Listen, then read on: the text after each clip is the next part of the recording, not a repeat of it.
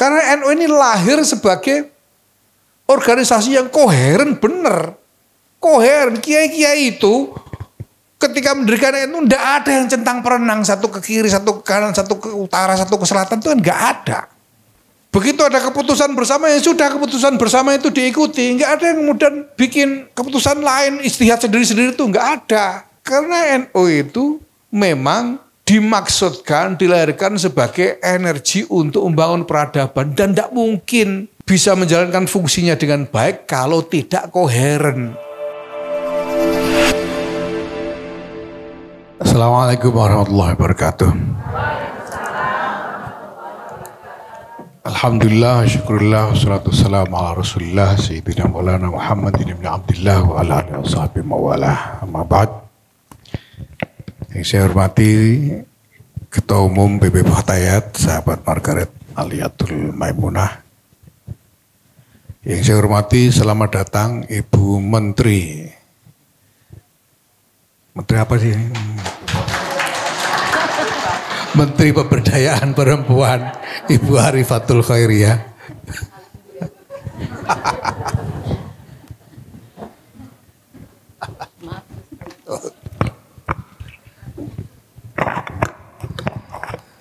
Mohon maaf, saya belum hafal nomenklaturnya. Ya. Alhamdulillah. Ketua Dharma Pria diajak enggak ini? Baik.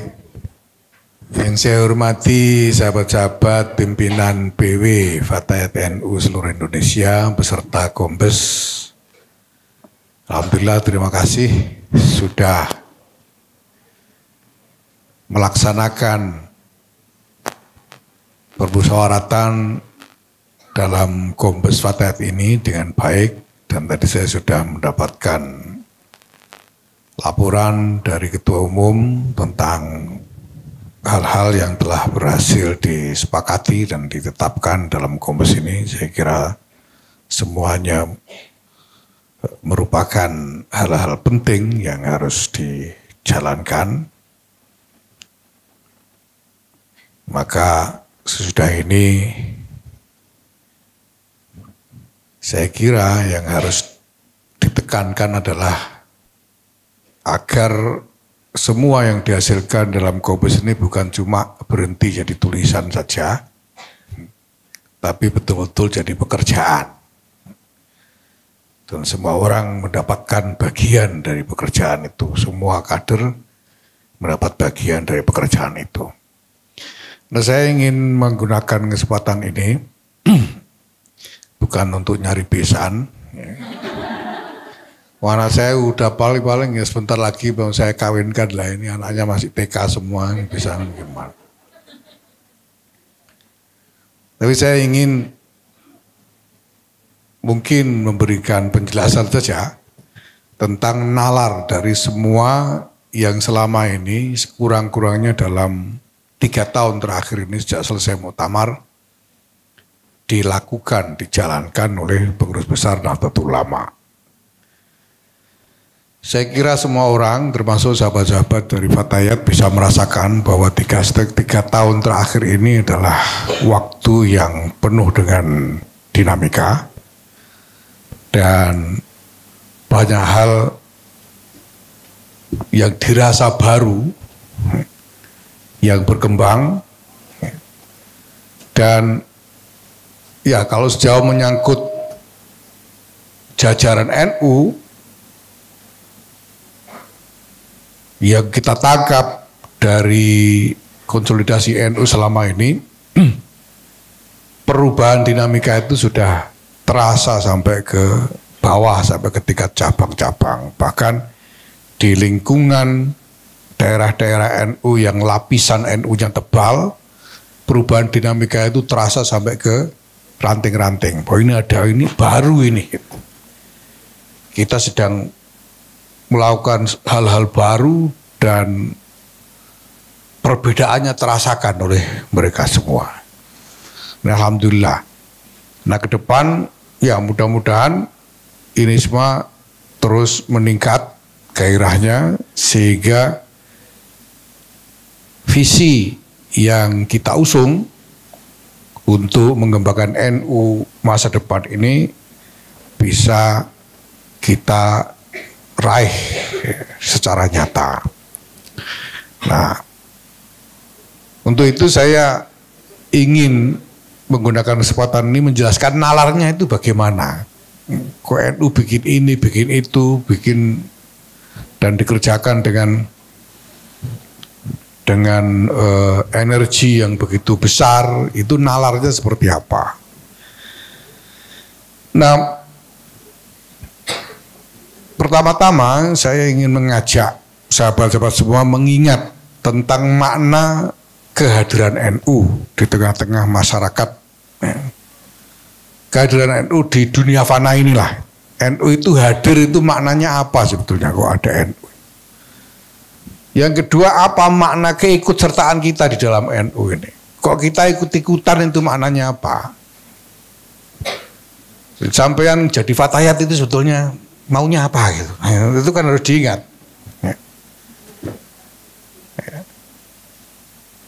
Yang kedua, saya ingin mengajak mengingat tentang bagaimana kita memposisikan diri di tengah-tengah pergaulan kemasyarakatan bersama ini, baik di lingkup bangsa secara domestik maupun di tengah-tengah masyarakat dunia.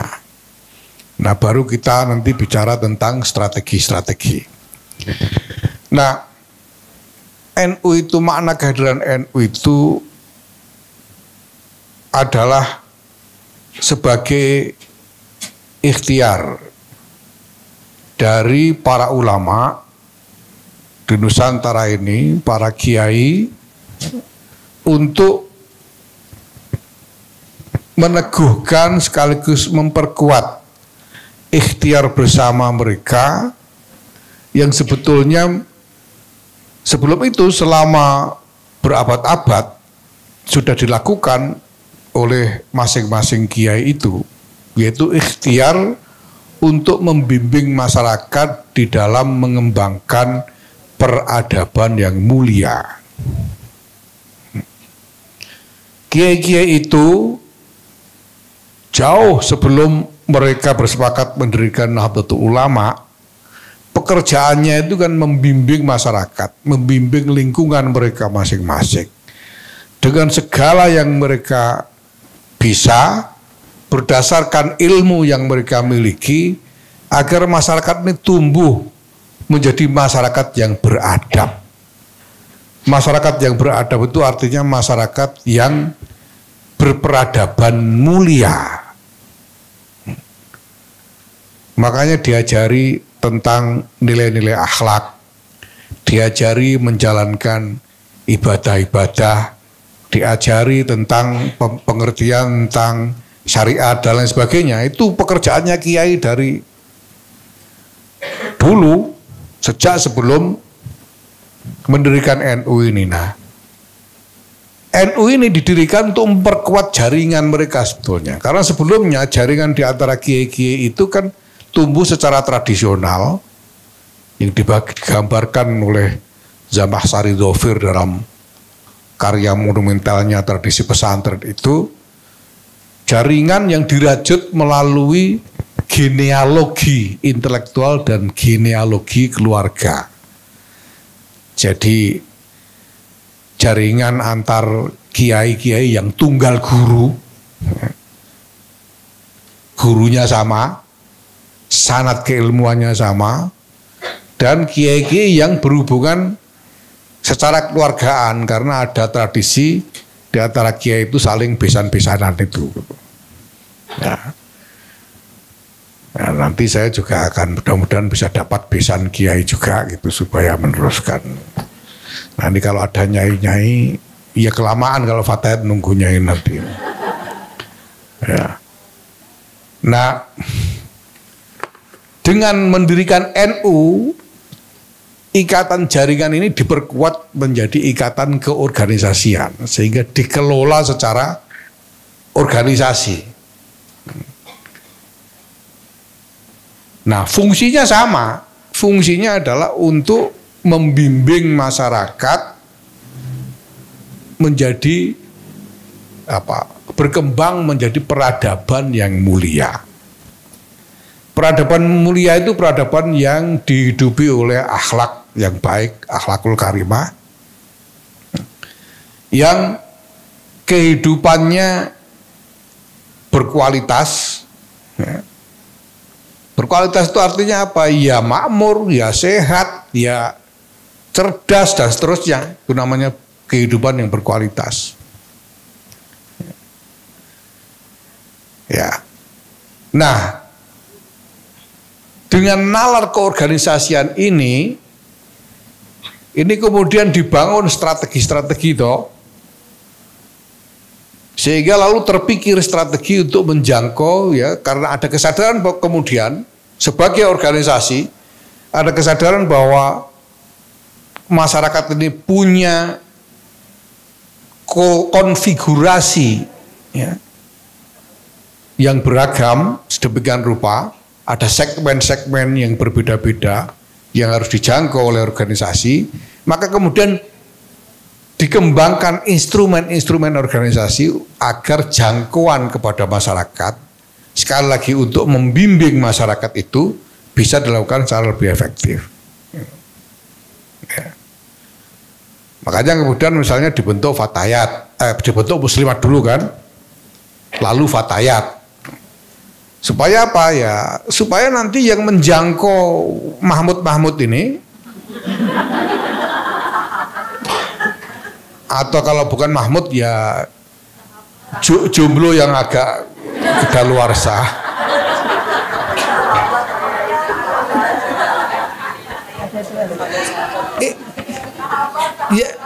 Ya itu supaya mereka sendiri, jangan kiainya langsung gitu loh.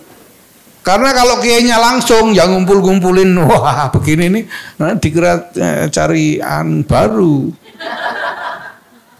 kan gitu. Ya, pemuda juga sama. Sebetulnya kan yang pertama kali dibentuk itu Pandu Ansor dulu itu. Nah, kemudian Muslimat, kemudian Fatayat dan lain-lain. Ya. Nah, ini yang perlu kita pahami. Nah, karena itu sahabat-sahabat sekalian, kita harus selalu ingat bahwa landasan dari keberadaan kita ber-NU ini adalah nilai-nilai ke-NU-an. Nilai-nilai ke-NU-an yang merupakan pondasi dari visi tentang peradaban mulia yang dipikirkan oleh para ulama itu. Nah, dalam hal ini jelas bahwa yang dimaksud peradaban mulia itu hanya bisa tercapai apabila masyarakat ini semakin dekat dengan pelaksanaan syariah. Kenapa Islam ini menjadi agama yang membangun peradaban? Dengan cara apa Islam ini membangun peradaban? Dengan cara menetapkan syariat sedemikian rupa sehingga dinamika kehidupan masyarakat yang merupakan pergaulan di antara individu-individu itu diwarnai dengan laku-laku, dengan perilaku, sikap, mentalitas yang bersesuaian dengan syariat. Dan nilai-nilai Islam itu dirumuskan ke dalam syariat itu. Itu sebabnya Hadratus Syekh Muhammad Hasyim Asy'ari di dalam Muqaddimah Qaunun Asasi menekankan tentang posisi sentral dari syariah itu. Ketika beliau menyerukan ajakan kepada para ulama untuk bergabung, yang ditekankan itu adalah komunitas ulama menurut syariat. Nah, syariat itu dalam Ahlus Sunnah wal Jamaah yang mengikuti mazhab 4. Makanya beliau mengatakan ayyuhal ulama Wasadatul atqiya min ahli sunnati wal jamaah min ahli madzahibil a'immatil arba'ah. Itu yang disebut. Min ahli madzahibil a'immatil arba'ah. Itu maksud di situ imam 4 dalam syariat. Imam Malik, Imam Abu Hanifah, Imam Muhammad bin Idris Syafi'i, dan Imam Ahmad bin Hambal. Ya, mazhab akidahnya malah nggak disebut. Abu Musa al-Asy'ari malah nggak disebut, nggak diadres dalam kononsasi ini, karena itu nanti akan menjadi mazhab akidah itu akan menjadi konsekuensi dari nalar mazhab syariat yang 4 itu. Maka kalau kita ingin merumuskan tentang visi peradaban mulianya NU itu adalah visi peradaban yang dilandasi akhlak mulia di bawah bimbingan dari syariat menurut mazhab 4. Kira-kira begitu. Nah, ini harus kita ingat betul. Sehingga dalam segala laku yang kita jalankan, ya, baik sebagai individu, sebagai kelompok komunitas, apalagi sebagai organisasi, ini harus diukur dengan syariat, nggak bisa tidak. Harus dipertimbangkan berdasarkan syariat. Makanya saya tekankan, saya sampaikan berkali-kali dalam berbagai kesempatan bahwa keputusan-keputusan NU itu semuanya ada landasan syariatnya. Kalau tidak ketemu landasan syariatnya, tidak boleh jadi keputusan. Jangan dibikin keputusan. Itu yang kita lakukan selama ini. Di dalam permusyawaratan, rapat-rapat, ketika kita hendak membuat keputusan tentang satu masalah, pertimbangannya itu syariat. Boleh atau tidak, baik atau tidak. Itu pertama-tama syariat. Nah, yang perlu kita pahami di sini adalah bahwa syariat itu sendiri bukan sesuatu yang statis. Syariat di dalam pemahaman para ulama kita itu bukan sesuatu yang statis, tapi sesuatu yang merupakan standar nilai untuk merespons berbagai macam waqiah, berbagai macam peristiwa realitas yang terjadi sepanjang kehidupan manusia ini. Makanya misalnya syariat tentang negara itu tidak statis. Kalau dulu syariat tentang negara itu ya pokoknya asal ada konsolidasi militer yang cukup kuat untuk memelihara keamanan dan stabilitas di suatu wilayah tertentu, maka pemimpin militer ini didaulat sebagai imam. Itu udah cukup dulu. Tapi kemudian ketika peradaban konstruksi peradaban dunia ini berubah, lahir model-model negara bangsa sebagai konsensus rakyat. Sebagai konsensus dari rakyat yang tinggal di wilayahnya. Ini yang kemudian didaulat sebagai model negara yang disetujui oleh syariat. Makanya kiai-kiai kita kemudian menandaskan bahwa Negara Kesatuan Republik Indonesia berdasarkan Pancasila, UUD 45, Persendikan Bhinneka Tunggal Ika ini final karena ini merupakan konsensus rakyat, model negara konsensus. Nah, di situ terlihat bahwa syariat berkembang sesuai dengan dinamika zaman. Tapi yang penting adalah bahwa syariat. Nah, syariat itu karena dinamis dan memang kompleks, ya. Yang dirujuk adalah orang-orang yang memang alim fi ulum syariah. Orang-orang yang memang punya ilmunya gitu. Jadi jangan minta fatwa sembarangan sama orang sembarangan. Ya. Jangan minta fatwa sama bakul es teh misalnya, itu jangan. Minta fatwa kepada orang alim beneran yang ngerti ilmu-ilmu syariat. Makanya peran di NU itu peran sentral, syuriah itu sentral. Pemimpin NU itu ya syuriah. Imamnya NU itu ya Rois Syuriah, kalau secara nasional Rois Am. Itu imamnya NU. Maka waktu kampanye nyalon jadi ketua umum dulu, saya bilang saya enggak nyalon untuk jadi pemimpin NU, enggak. Saya cuma ngelamar kerjaan. Dengan pekerjaan yang sudah saya definisikan. Saya ingin melakukan ini sebagai ketua umum kalau mau. Nah, ternyata banyak cabang mau. Dan sudah saya kasih disclaimer waktu itu, kalau sampean milih saya jadi ketua umum beneran, sampean akan lebih capek, lebih pusing, lebih stres dan sebagainya, saya bilang. Nah mereka mau ya sekarang, kalau mereka rasakan itu ya salah sendiri gitu. Rasakan akibatnya, saya bilang gitu. Tapi saya tidak bisa, karena memang tidak bisa, saya tidak bisa mengklaim sebagai pemimpin NU dalam arti imam. Enggak. Saya melayani syuriah, saya melayani pemimpin NU dalam hari ini syuriah yang pemimpin tertingginya adalah Rois Am. Ini perlu kita pahami nilai-nilai ini. Nah, itu nilai dasarnya. Kita ini mau mengabdi, berkhidmah di dalam NU ini, membantu menjalankan fungsi ulama untuk membimbing umat membangun peradaban yang mulia.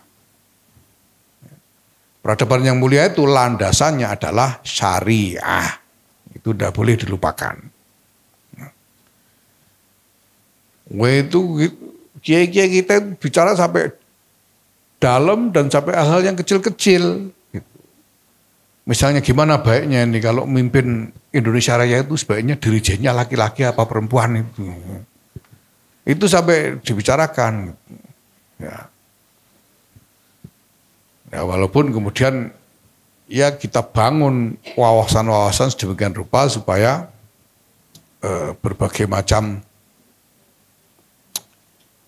kreativitas itu bisa tertampung sebagaimana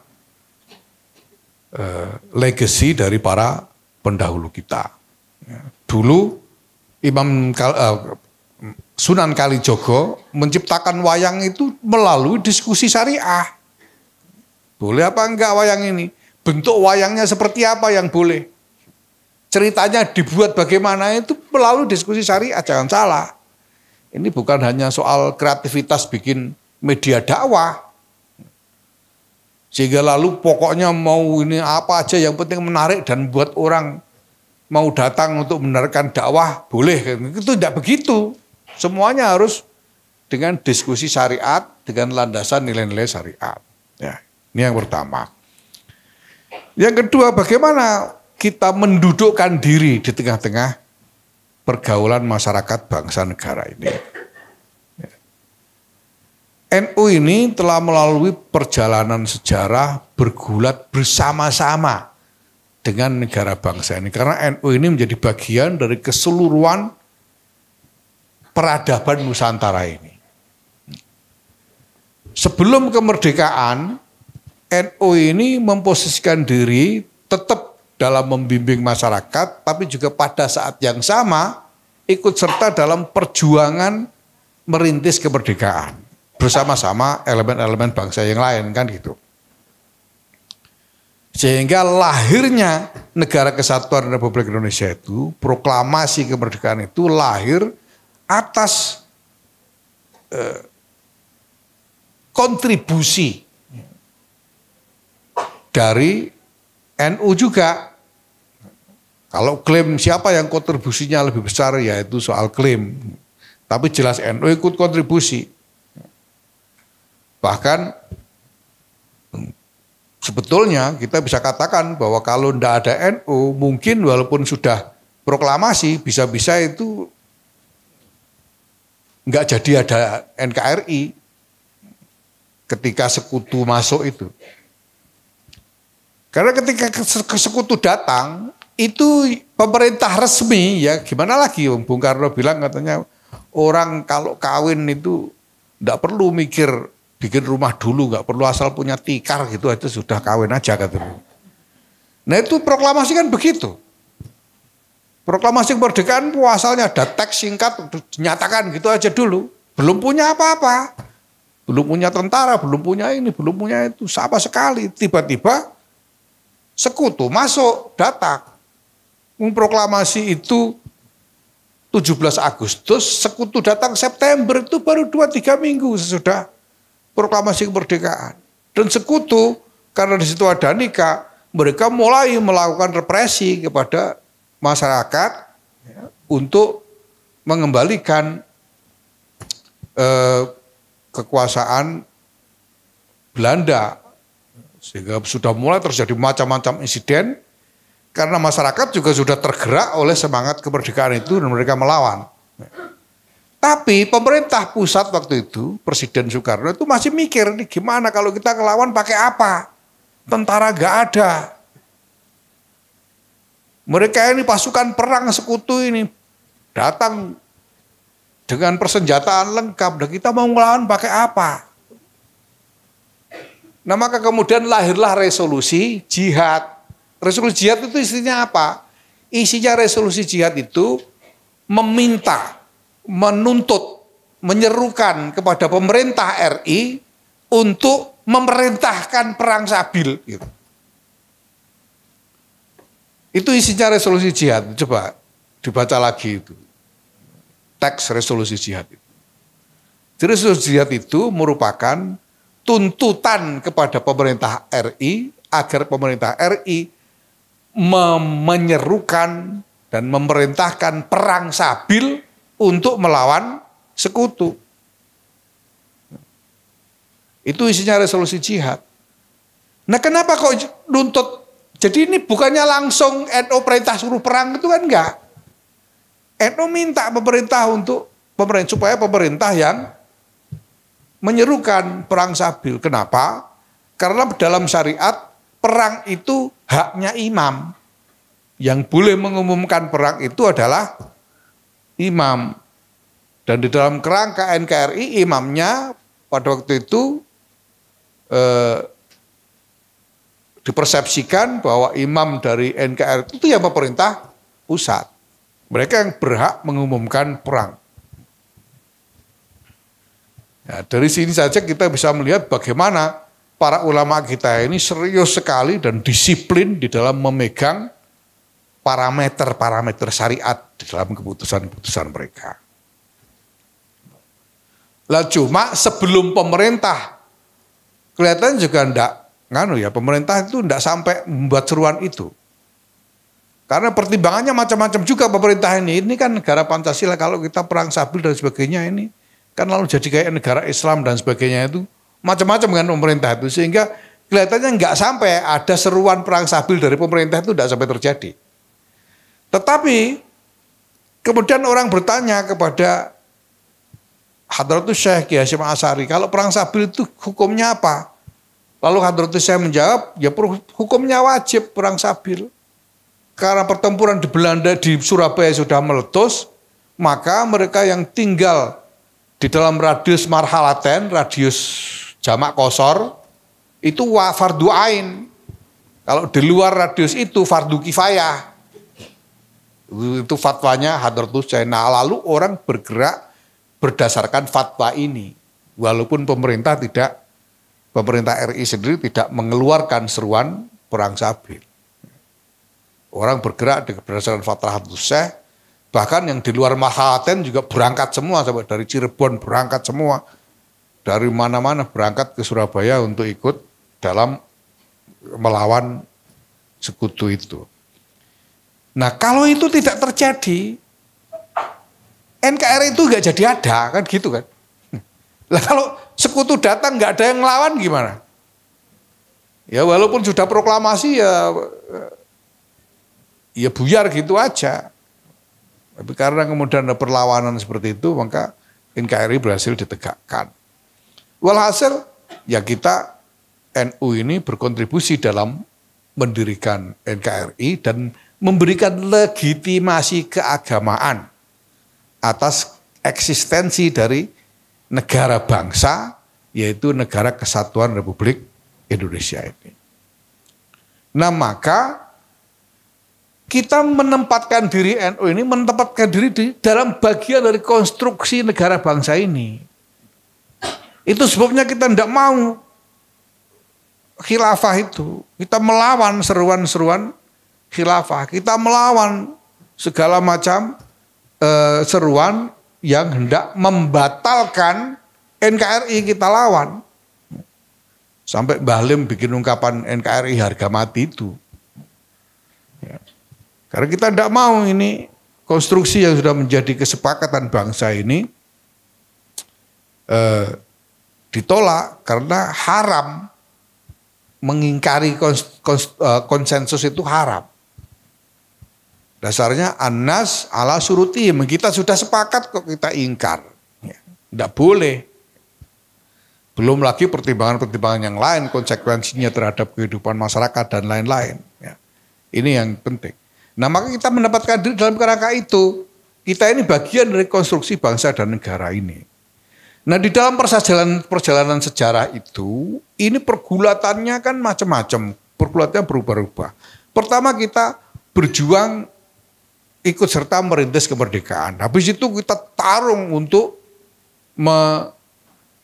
mempertahankan proklamasi kemerdekaan. Sudah itu kita tarung lagi untuk mengukuhkan konstruksi politik dari NKRI itu. Ya, sampai di dalam pertarungan itu sebenarnya rumit sekali dan panjang kalau mau cerita ya. Mulai dari ada pemilu tahun 50 NU jadi partai politik. Kenapa NU jadi partai politik pada waktu itu? Ini tidak sederhana bahwa NU harus NU keluar dari Masyumi karena konflik dengan elit Masyumi yang lain. Tidak sederhana itu. Ada satu yang jauh lebih mendasar dari itu yang sangat tidak mudah dan kompleks sekali. Sehingga Ki Abdullah Fasbullah kemudian memutuskan NU menjadi parpol. Karena sejak awal para pemimpin ini sudah tahu bahwa ini pemilu mau bikin konstituante untuk menentukan landasan negara dan seterusnya. Dan NU berkepentingan untuk ikut memperjuangkan visinya ke dalam konstruksi sosial politik yang hendak dilahirkan oleh lembaga-lembaga politik yang ada itu. Makanya NU jadi parpol supaya ada representasi di dalam lembaga politik dan kemudian ikut menentukan rancang bangun sistem sosial politik yang hendak dipakai. Ya. Sampai kemudian lahir dekret tahun 59 kembali ke Pancasila UUD 45 dan NU langsung memberikan dukungan kepada dekret itu. Dekret kembali kepada UUD 45 itu. Kemudian harus tarung lagi menghadapi PKI, tarung lagi dalam pergulatan baru dan lain sebagainya. Nah, ini semua adalah pertarungan NU untuk mengupayakan kokohnya konstruksi negara bangsa yang sudah menjadi konsensus seluruh rakyat Indonesia ini. Supaya jangan sampai negara ini kocar-kacir sehingga negaranya bubar gitu loh. Nah, alhamdulillah sekarang kita sudah mencapai keadaan yang relatif stabil. Relatif stabil. Kalau soal gelut itu kan tidak bakalan selesai. Pasti ada terus gelut itu. Ya. Pergulatan itu akan berlangsung terus. Tapi sekarang relatif stabil. Reformasi udah ada begini. Masih ada diskusi yang kontroversial tentang sejumlah hal. Tapi yang jelas relatif stabil. Nah, kita harus mendapatkan diri secara tepat di tengah-tengah konteks perubahan dari waktu ke waktu ini. Kalau dulu sebelum kemerdekaan NU menempatkan diri sebagai bagian perjuangan perintis kemerdekaan. Setelah proklamasi NU langsung turun sebagai kekuatan fisik untuk mempertahankan kemerdekaan. Lalu habis itu NU menempatkan diri sebagai elemen yang ikut bergulat menentukan konstruksi sosial politik Indonesia. Sampai kemudian lahir dekret untuk kembali kepada UUD 45. NU juga lalu hadir juga berperan sebagai kekuatan fisik untuk menghadang komunisme. Wah ini konteksnya luar biasa ini, konteks globalnya luar biasa. Ya. Saya ketika pertama kali masuk Amerika, ya, artinya mulai membangun aktivisme di Amerika, ketemu dengan berbagai pihak, ya banyak yang kemudian menyambut baik, tapi di Amerika itu memang ada kelompok-kelompok Islamofobia yang memang udah kelompok Islam manapun tidak ada yang baik lah. Ya, mereka punya keyakinan orang Muslim yang baik itu ya Muslim yang sudah mati katanya begitu. Kalau masih hidup nggak baik.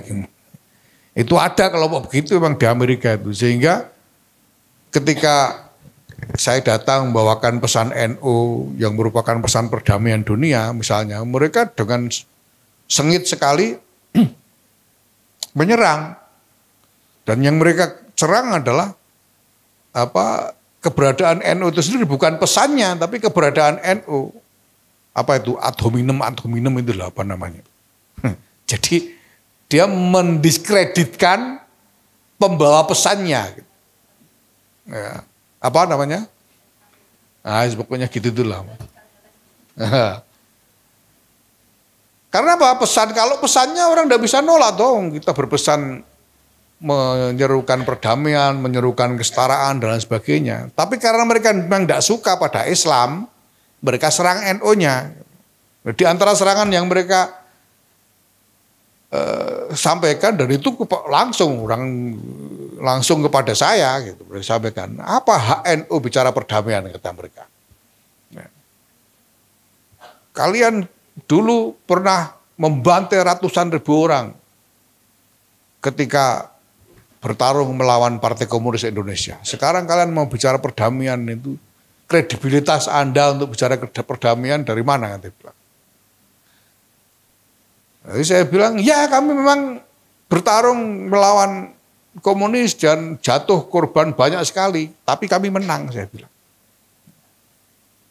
Kalau Anda bilang kami membantai ratusan ribu orang, kami menang. Sedangkan Amerika membantai jutaan orang di Vietnam dan kalian kalah, saya bilang begitu. Nah ini untuk mengatakan bahwa tantangan memang berubah, waktu itu tantangannya itu. Nah kalau kami tidak melawan, kemudian kalah dari komunis, apa jadinya coba? Kan begitu. Itu kami atau mereka, soalnya begitu. Dan kami menang karena kami tahu caranya menang, saya bilang begitu. Kalian kalah, saya bilang. Mereka tidak bisa ngomong. Dan sekarang kita menghadapi tantangan yang berbeda lagi. Kita harus terus menempatkan diri secara tepat di tengah-tengah konteks pergulatan di dalam realitas ini. Nah makanya kalau dulu itu NU punya peran untuk ya dalam berbagai momentum sejarah itu, untuk bertarung dan lain sebagainya, termasuk selama Orde Baru berperan sebagai kekuatan, upaya untuk menciptakan kekuatan penyeimbang lah dengan kritik dan lain sebagainya. Ya, nah sekarang kita harus definisikan positioning kita sekarang di mana. Nah di dalam diskusi yang sudah kita lakukan dengan para pemimpin NU, kita sampai pada kesimpulan bahwa sekarang peran kita yang terbaik adalah membantu menghantarkan agenda-agenda kemaslahatan yang dibangun oleh negara supaya sungguh-sungguh sampai kepada rakyat.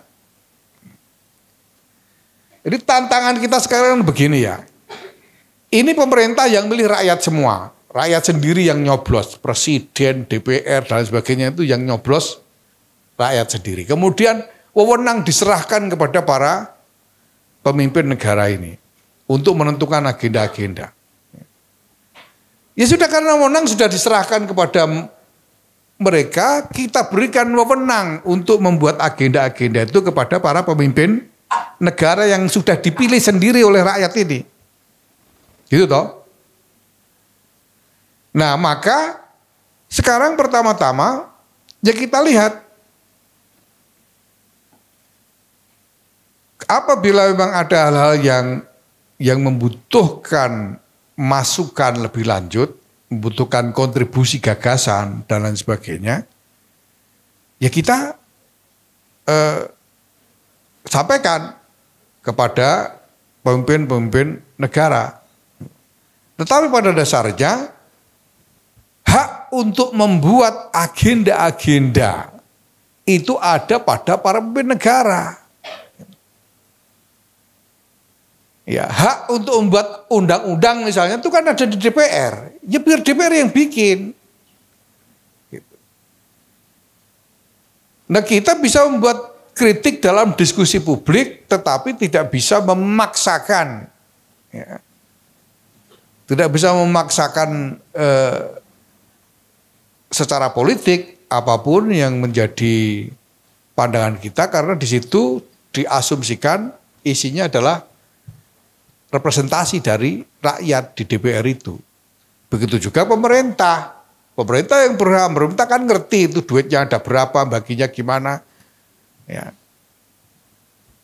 Ya, kita tidak perlu ikut campur.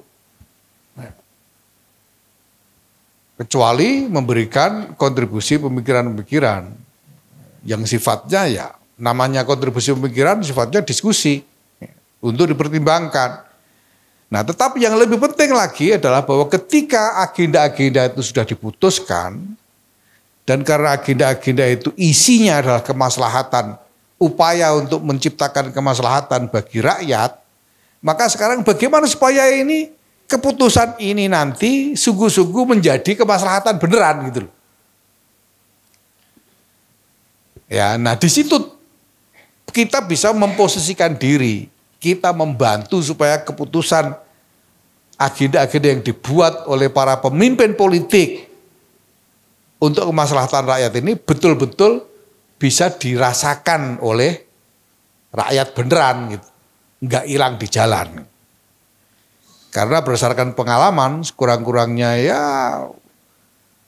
sekian tahun reformasi ini itu sangat besar hambatan-hambatan di jalan itu, sehingga agenda pemerintah dan sumber daya yang dialokasikan pemerintah itu banyak yang hilang di jalan.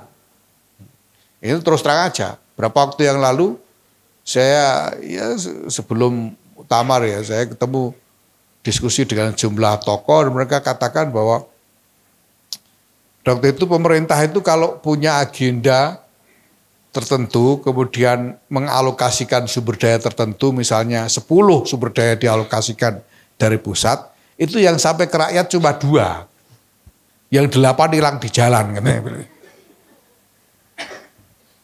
Itu. Nah di situ selalu saya berpikir, kenapa kok bisa hilang di jalan ini? Nah antara lain karena ada bottleneck otonomi daerah. Ketika pemerintah harus bawa sumber daya ini ke provinsi, di provinsi ketemu dengan kepentingan politik dari pimpinan pemerintahan di provinsi. Partainya beda lagi misalnya gitu kan. Ini nego politik lagi dari provinsi mau ke kabupaten sama. Nego lagi dengan pimpinan pemerintahan di kabupaten, sehingga banyak yang hilang di jalan ini. Nah, kalau kita bisa membangun satu konstruksi yang menjadikan kita efektif sebagai penghantar agenda pemerintah ini kepada rakyat, kita bisa jadi calon alternatif sebagai backup, sebagai penyangga dari delivery penghantaran agenda ini ke rakyat. Misalnya kalau agenda itu 10, ya enggak apa-apa kan, misalnya kalau dititipkan NU barang ya 3 atau 4 dititipkan NU gitu misalnya, itu kan lumayan gitu. Nah saya bilang kepada para tokoh itu, kalau langsung lewat birokrasi pemerintah itu 10 sampai ke bawah tinggal 2 gitu. Kalau lewat NU, kalau kami berhasil bangun konstruksinya ini nanti, Ya paling 3 dititipkan NU sampai ke bawah, kalaupun bocor masih ada lah 2,8, 2,9 itu masih nyampe ke bawah gitu. Karena imajinasinya orang NU tentang korupsi itu masih tidak terlalu besar gitu.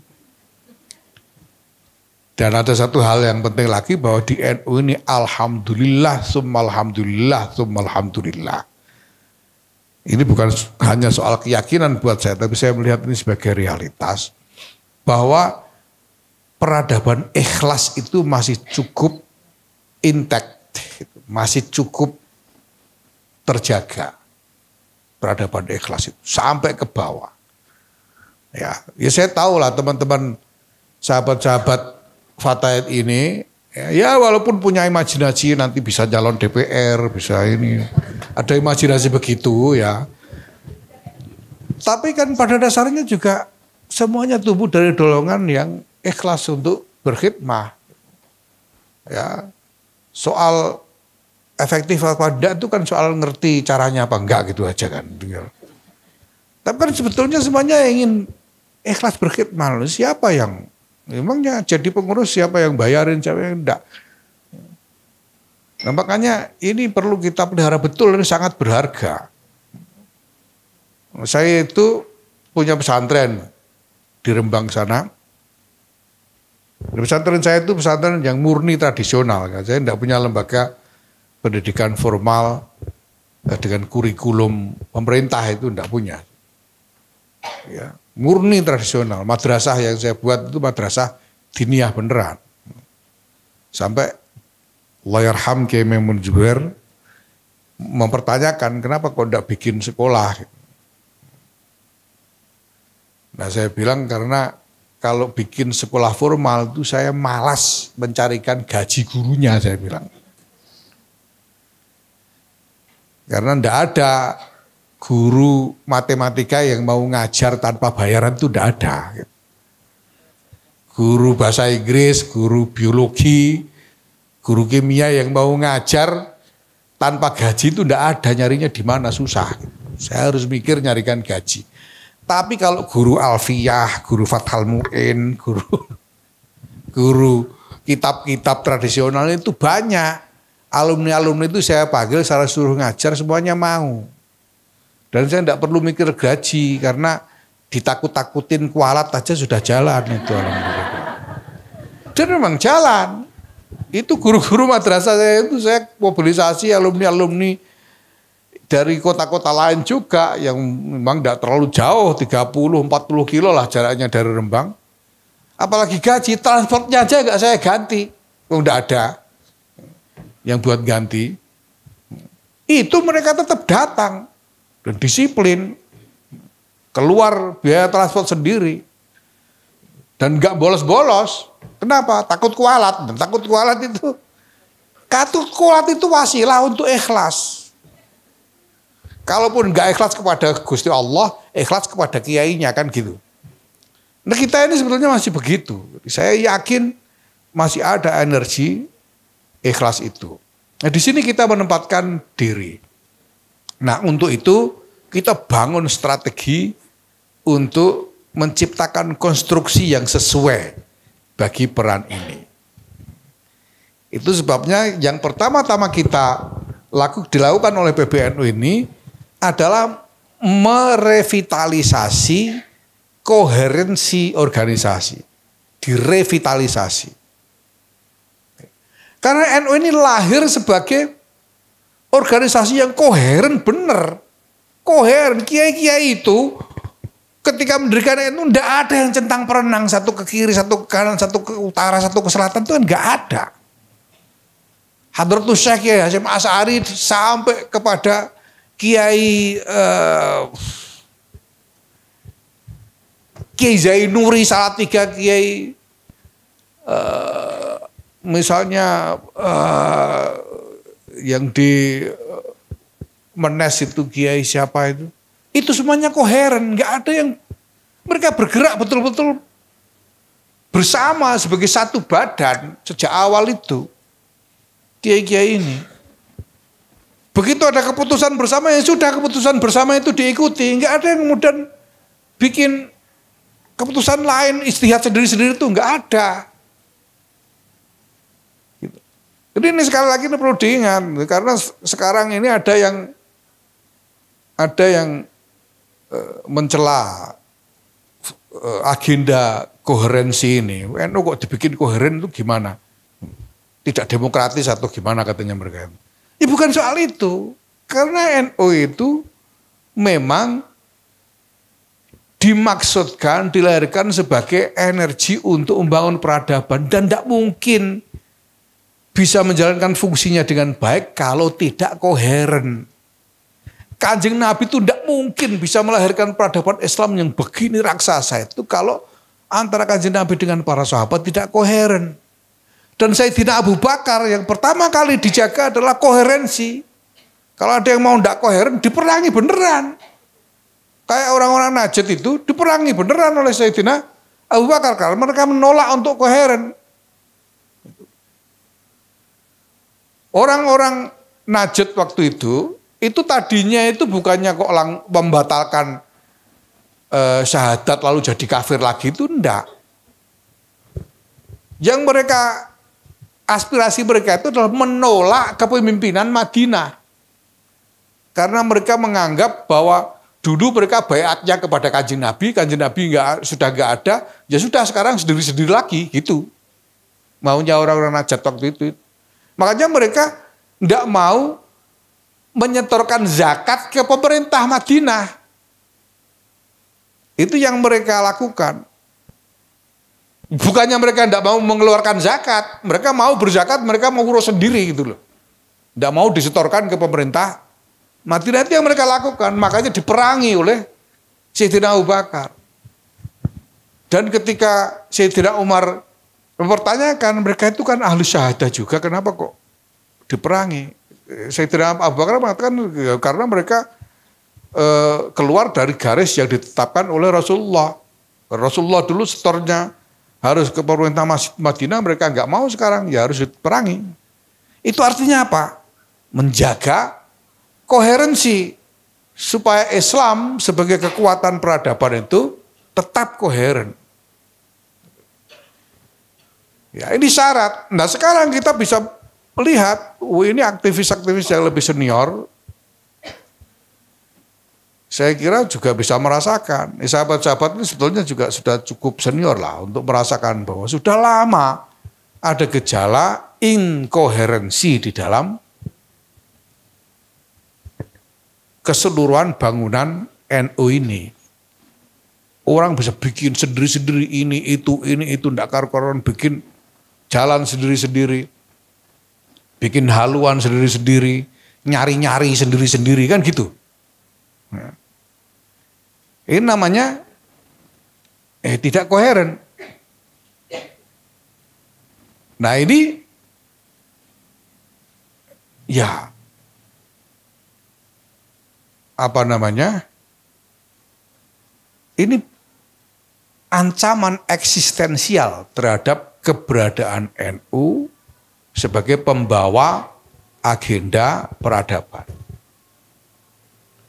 Kalau inkoherensi ini dibiarkan terus, ya sudah, tidak bisa lagi NU berfungsi sebagai kekuatan pembawa misi peradaban, tidak bisa lagi.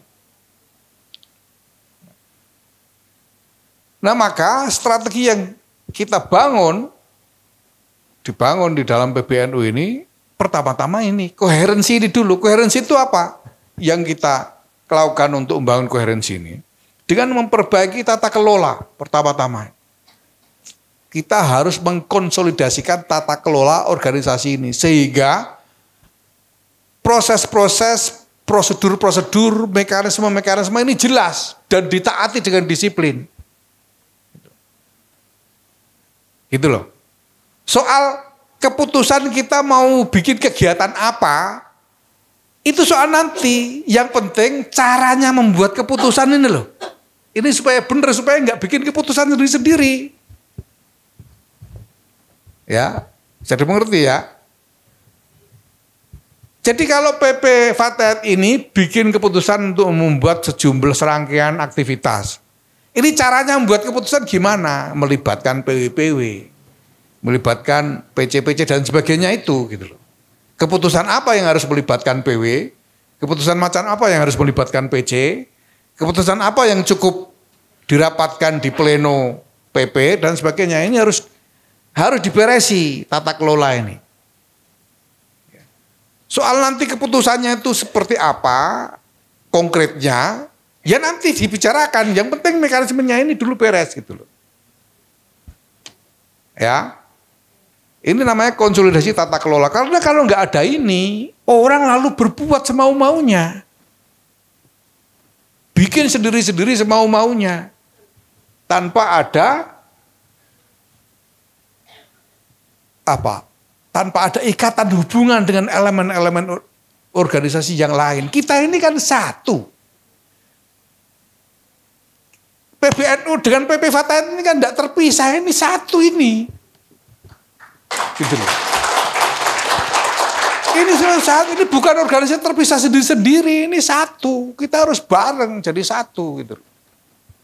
Nggak boleh ada yang lalu dipersilahkan jalan sendiri, itu kan nggak boleh. Mungkin ini satu.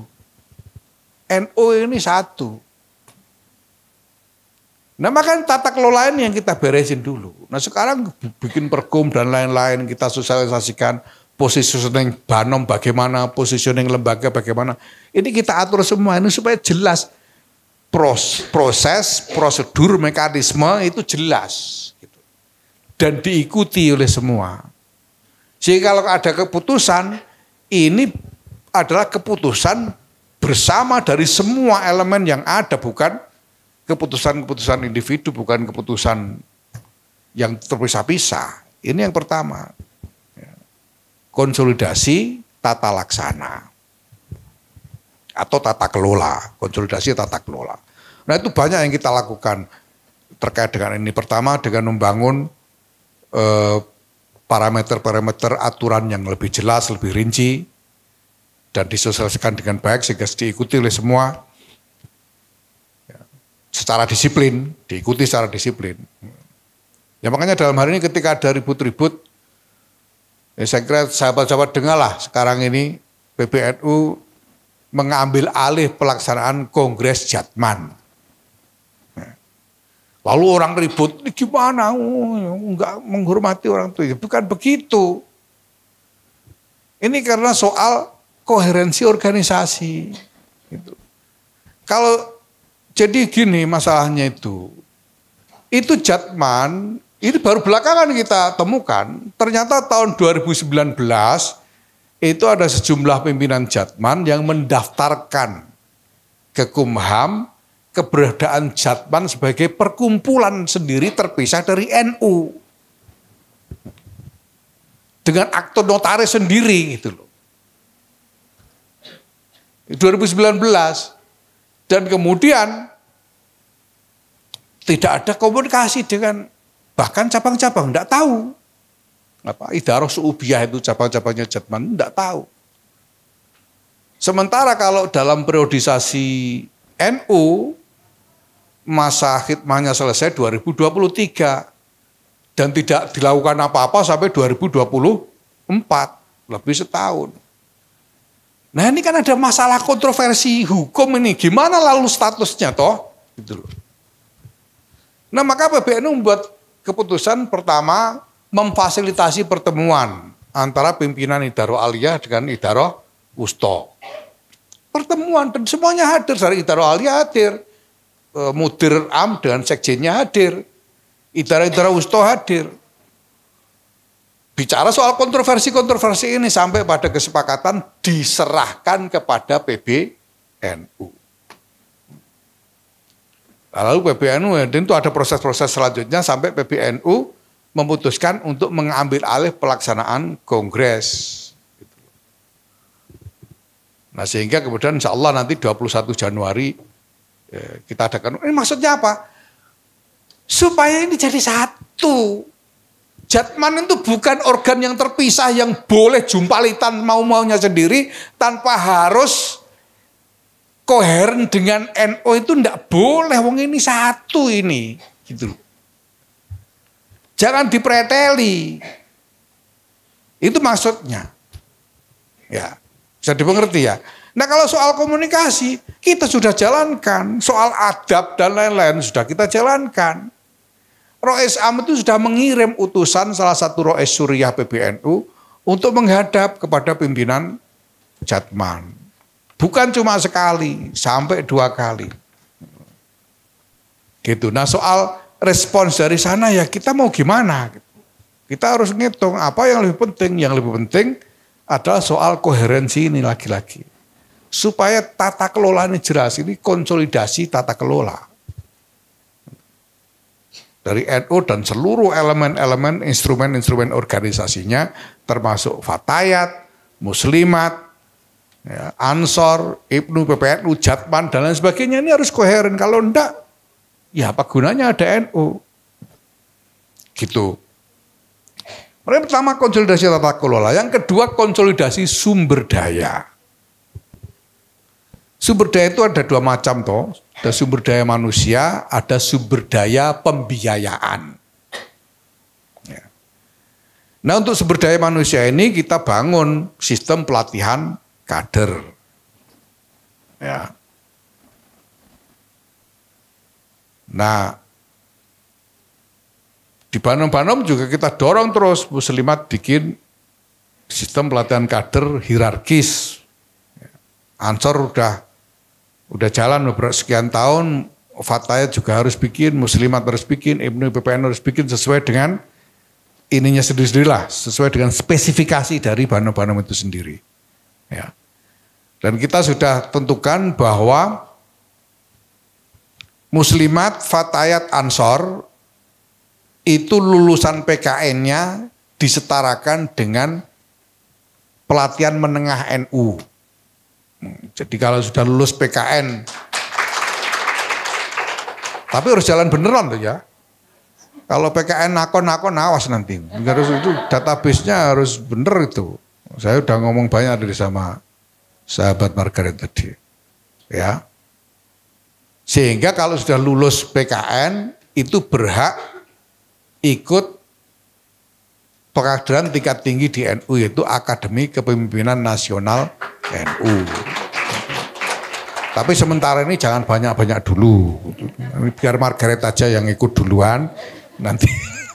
Karena saya tidak mau bikin banyak-banyak memang. Untuk angkatan pertama mudah-mudahan bisa benar-benar jalan tahun ini, pertengahan tahun ini, Juni Juli saya cuma mau rekrut 30 orang dulu.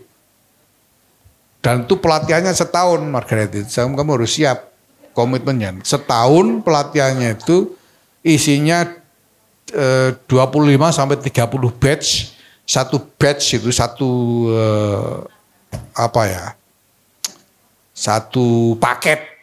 satu paket pertemuan itu 2 hari setiap akhir minggu gitu.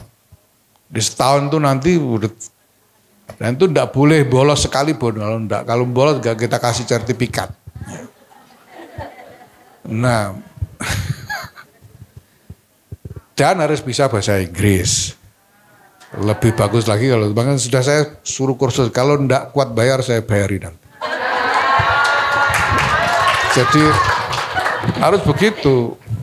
Karena kita nanti mendatangkan narasumber-narasumber internasional yang mereka bukan hanya memberikan materi, tapi mereka merupakan simpul dari jaringan internasional yang akan engage. Makanya 2 hari itu bergulat dengan narasumber ini supaya bukan hanya menyerap wawasannya saja, tapi juga membuat hubungan ya yang bisa menghubungkan dengan jaringan internasional. Gitu kita mainnya nanti. Ya. Nanti ada narasumber dari Harvard, dari Boston University, narasumber dari Universitas Wina, Austria, ada narasumber dari Oxford, ada narasumber dari Al-Azhar dan lain sebagainya. Nah, pokoknya seru nanti ya. Nah ini upaya kita untuk melakukan konsolidasi sumber daya manusia.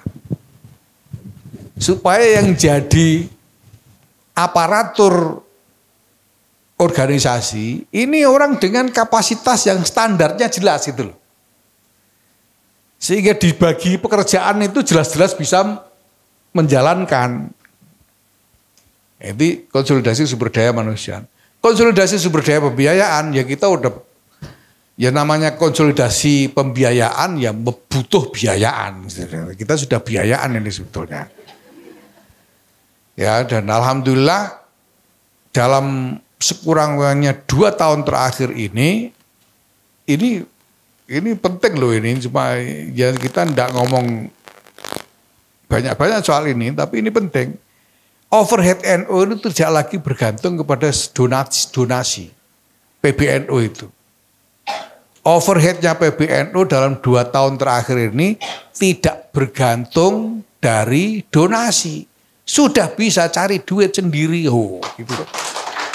Ini karena konsolidasi pembiayaan, kita memang menciptakan macam-macam inisiatif usaha yang bisa menghasilkan revenue untuk membiayai, tapi baru cukup buat overhead. Ya. Karena overhead itu besar. Siapa yang tahu nggak overheadnya gedung PBNU itu? Setiap bulannya berapa? Berapa kira-kira itu? Kira-kira?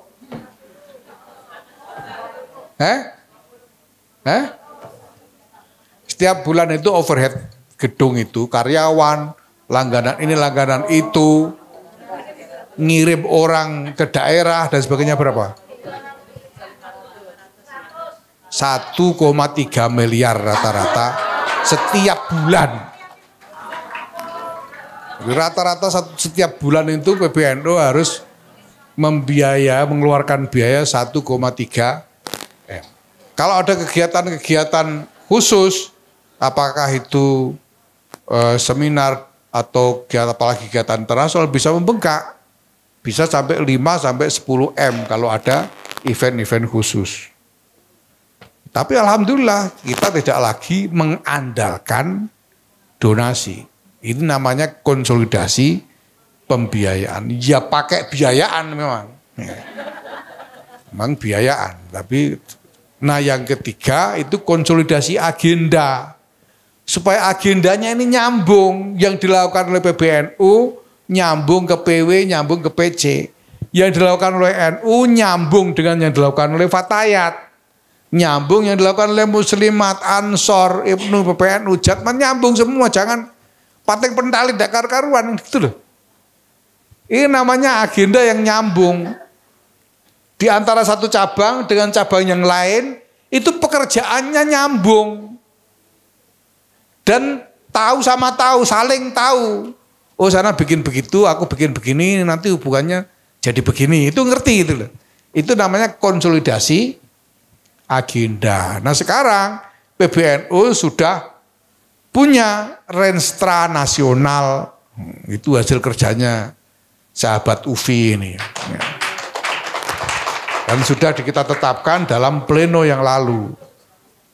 Pokoknya sarupa-rupane itu sudah ada Renstra Nasional. Nah sekarang mari, ini begini ya,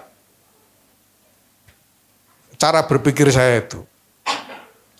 Karena keadaan memang tidak mudah. Ya.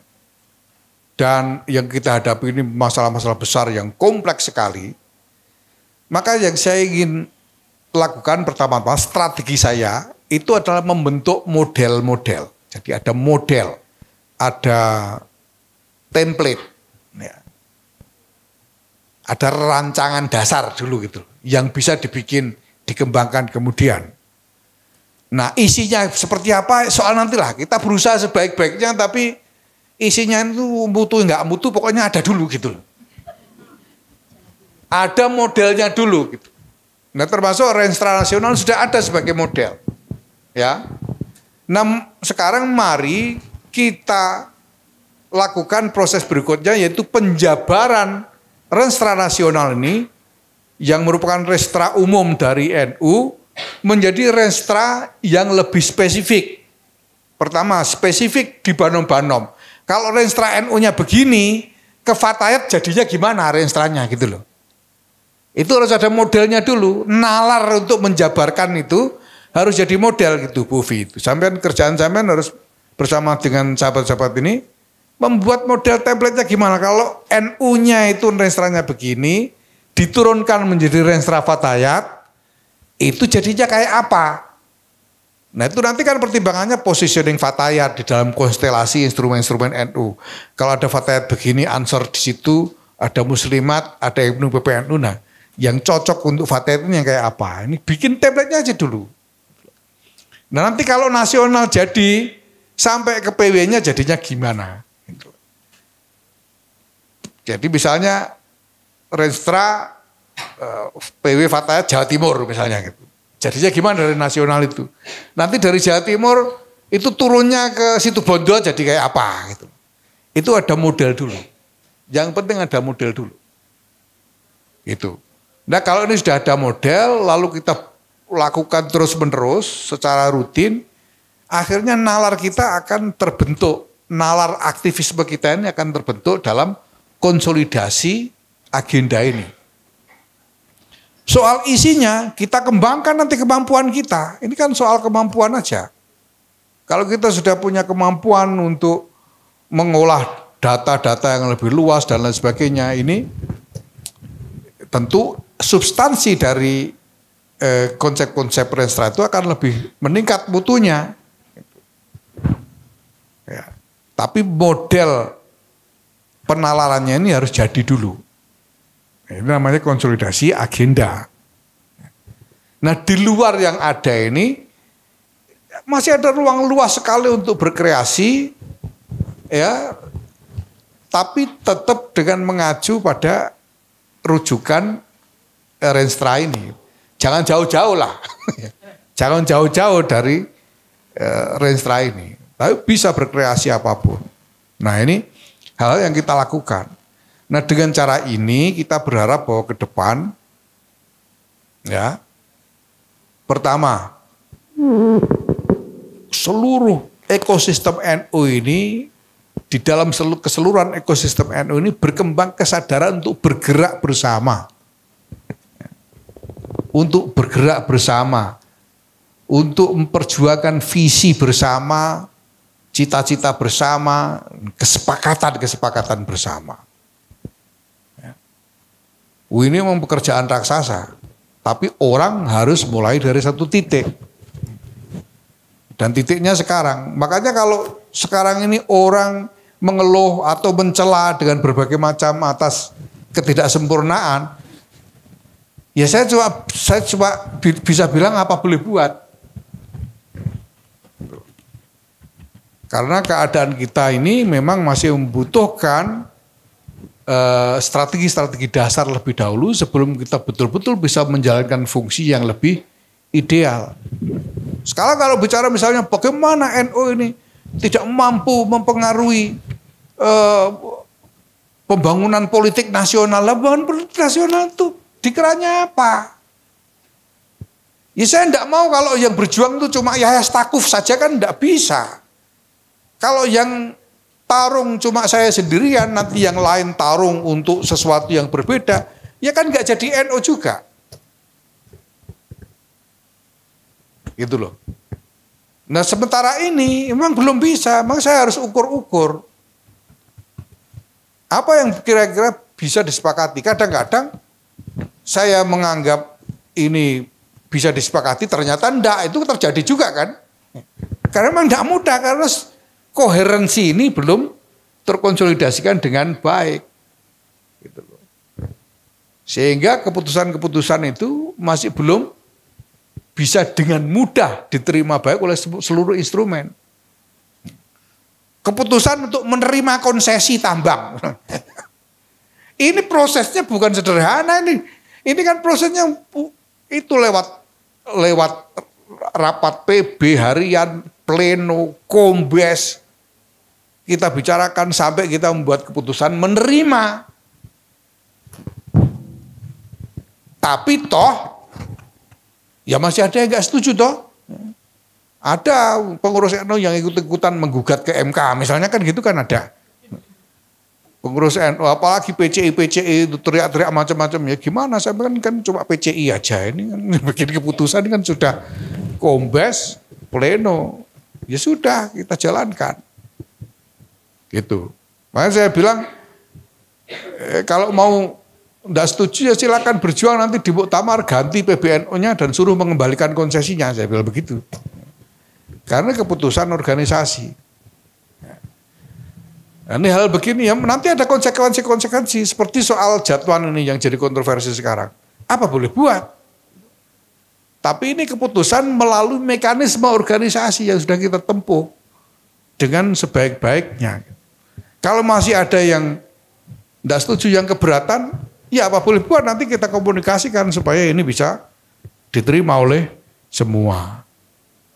Nah, ini sahabat-sahabat, upaya-upaya yang kita lakukan untuk membangun koherensi ini. Jadi pada dasarnya, karena NU ini dibentuk, didirikan untuk menjalankan fungsi sebagai kekuatan membangun peradaban, maka NU harus koheren, itu tidak bisa ditawar.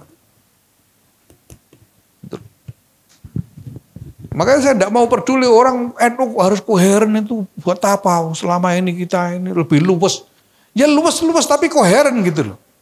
Ada yang berargumen, wong talinya kan tidak singset itu. Kenapa kok harus koheren? Ya tidak singset tapi kan bersimpul. Gitu loh. Bersimpul itu artinya ada tingkat koherensi.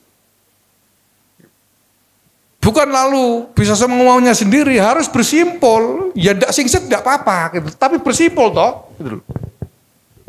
Itu maksudnya. Ya. Nah, dengan itu maka ini semua kita jalankan supaya ada revitalisasi koherensi NU sebagai satu bangunan organisasi. Ya. Nah kalau ini bisa kita laksanakan, asar dari keberadaan NU untuk menjalankan fungsinya sebagai kekuatan peradaban itu akan bisa lebih terlihat. Ya. Jangan dibandingkan dengan tokoh-tokoh besar seperti Hadratus Syekh, ya. Seperti Gus Dur. Gus Dur dulu kok semuanya dibiarkan jalan sendiri kok bisa. Ya Gus Dur. Lah hari ini Gus Durnya siapa?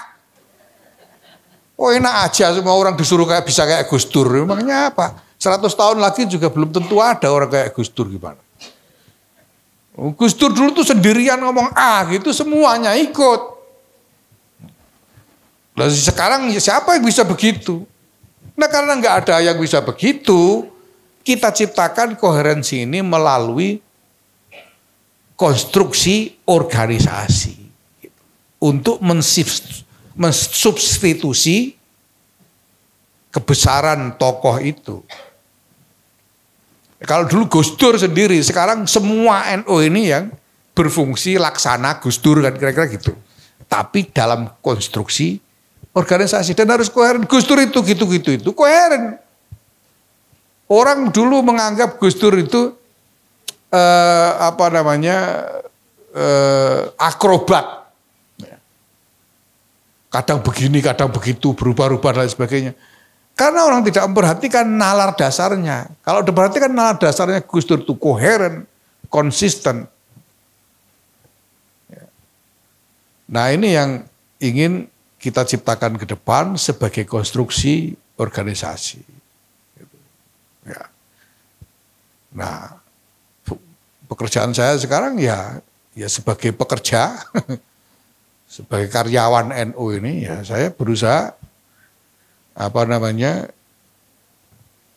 menyiasati keadaan realitas yang memang kompleks ini supaya agenda revitalisasi koherensi ini bisa bergulir dengan baik. Nah, saya berharap ya tentu saja saya minta bantuan sahabat-sahabat Fatihat semua supaya ini bisa terwujud. Ya. Terima kasih. Wallahul muwaffiq. Assalamualaikum warahmatullahi wabarakatuh. Waalaikumsalam.